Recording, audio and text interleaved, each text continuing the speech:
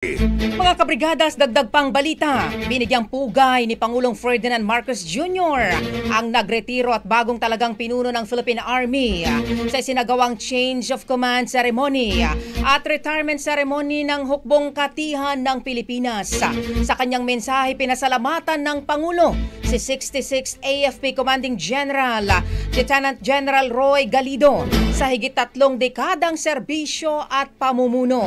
Ayon kay Pangulong Marcos, naging matatag at mas epektibo ang hukbo sa ilalim ni Galido, kasabay ng tagumpay sa mga peace efforts, modernisasyon ng kagamitan at mas mabilis na pagtugon sa sakuna at krisis.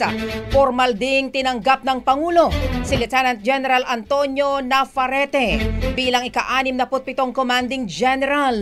Giit ng punong ehekutibo, sa harap ng tumitinding banta sa seguridad at geopolitical tensions, kailangang manatiling matatag ang bagong liderato ng hukbo at magsilbing haligi ng profesionalismo at integridad. Tiniyak din ng Pangulo ang buong suporta ng pamahalaan sa Armed Forces of the Philippines, kasabay naman ng panawagang ipagpatuloy ang dedikado at tapat na paglilingkod sa bayan. Si Navarrete, mga kabrigada, ay dating namuno sa AFP Western Mindanao Command o Westmincom noong November 2024. Namuno rin ito sa 1st Infantry Division at Joint Task Force Zamplena o Zamplen ng Westmincom at humawak ng iba't ibang posisyon sa 101st Infantry Brigade, 11th Infantry Division at Office of the Deputy Chief of Staff for Operations J3 ng AFP.